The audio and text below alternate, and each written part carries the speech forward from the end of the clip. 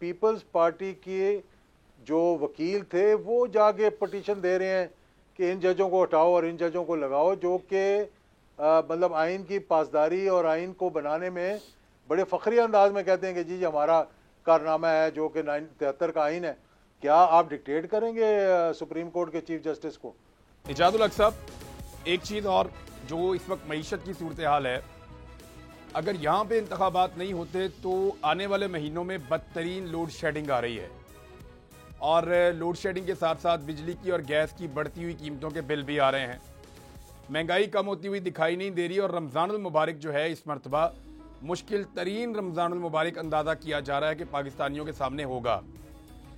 तो अभी अगर इलेक्शन नहीं करवाते तो आने वाले वक्त में तो और मुसीबत बढ़ जाएगी। दूसरी जानिब सुप्रीम कोर्ट ने ओवरसीज पाकिस्तानियों के जो वोट का हक है वो केस भी ओपन कर दिया 3 मार्च से। अगर वो भी फैसला आ जाता है तो जितना डिले करेंगे वो वाले वोट भी आ जाएंगे। तो क्या इस वक्त जो पीडीएम है उसको समझ नहीं आ रही कि उन्हें इंतखाबात में अभी जाने का शायद कुछ कम नुकसान हो, लेकिन जितना ज्यादा आगे जाएंगे उतना नुकसान बढ़ जाएगा? आपकी असेसमेंट क्या है इसमें? बिल्कुल यही बात है, अभी जाएं या बाद में जाएं बात तो वहीं पर आ जाएगी। एक मरतबा तो इनको जो ख्वाहिश थी ना, इनकी जो लालसा, जो तमा था, जो उस कुर्सी पे बैठने की मतलब अरसा दराज से ख्वाहिश थी, वो तो पूरी हो गई है। और अभी देखें, मुझे देखकर ये अजीब लगता है कि इनकी जमातें जो पीडीएम का हिस्सा है वो इनसे दूर होती जा रही हैं।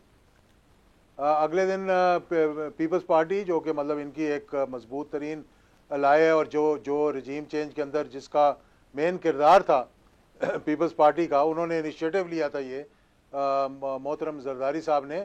उनके सीनियर तरीन जो एक पार्लियामेंटेरियन है, उन्होंने मुझे प्रोग्राम में बैठ कर ये कहा कि हम तो एलाइज हैं, हम तो पीडीएम का हिस्सा ही नहीं। हाँ जी, वो कहना तो ये फैसले तो नून लीग ने करने हैं। जो मतलब ये मुस्लिम लाइव कहा ऑन टेलीविजन का, तो मैं तो बड़ा हैरान हुआ। मैंने उनको कहा, इसी तरह और दीगर हमारे दोस्त थे जो पीडीएम का हिस्सा हैं प्रोग्राम में, वो भी यही बात कह रहे थे कि जनाब हमारा तो मशवरा भी नहीं लिया जाता। अब बात यह है कि मैंने उन्हें क्या कहा था, मैंने उन्हें कहा था कि अगर आप इसका हिस्सा बन जाएं, क्योंकि ये अपने आप को, मुझे तो दुख हुआ देख कर कि पीपल्स पार्टी के जो वकील थे वो जाके पटिशन दे रहे हैं कि इन जजों को हटाओ और इन जजों को लगाओ, जो कि मतलब आइन की पासदारी और आइन को बनाने में बड़े फ़ख्री अंदाज में कहते हैं कि जी हमारा कारनामा है जो कि 73 का आइन है। और ये जाकर एप्लीकेशन दे रहे हैं जी कि फ़लाँ जज को हटा दो, फ़लाँ जज को लगा दो। क्या आप डिक्टेट करेंगे सुप्रीम कोर्ट के चीफ जस्टिस को? क्या आप उनके नाम लेकर, कभी आपने सुना था ये कि सिटिंग जजेस जिन्होंने आगे जाके चीफ जस्टिस बनना है कि उनको इस तरह से रगेदा जाए गलियों और महलों के अंदर और उनकी तस्वीरें दिखाई जाएं?